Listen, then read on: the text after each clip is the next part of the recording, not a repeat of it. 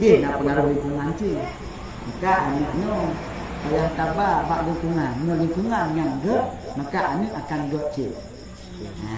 Ya. Tergantung lingkungan cik. Nak kertas putih lah. Ya. Kena ikut ibadah. Nanti tulis dan putar. Kalau tu kat dalam kubang, menurutnya ni maju. Mata tulis dan putar, berat kedua dia lingkungan. Nak cik hana pengaruh lingkungan. Ya kan? Lagi ikut dalam laut. Kalau ibatin, nak mati ikut. Hana mati ikut. Hana pengaruh lingkungan. Nyam terhatu. Yang nak hana pengaruh lingkungan. Nak cik duit tak. Duit dalam zaman jahiliah. Ya kan?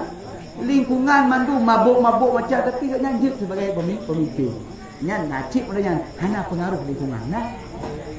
Nyam dua lam terbe hanam tito. Hana pengaruh lingkungan. Nak cik mana?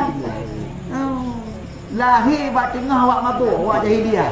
Tapi jik pemimpinnya yang jaga dua. Nah, cik yang hana pengaruh lingkungan. Dan tu hidayah Allah. Hidayah Allah hanya dipilih oleh Allah Taala. Lagi pilih-pilih Nabi. Lagi pilih-pilih Nabi buat tengah kaum jahiliah. Nyan berarti kalau dipilih oleh Allah Subhanahu Wa Taala untuk dibimbing oleh Allah dijadikan sebagai hamba-Nya.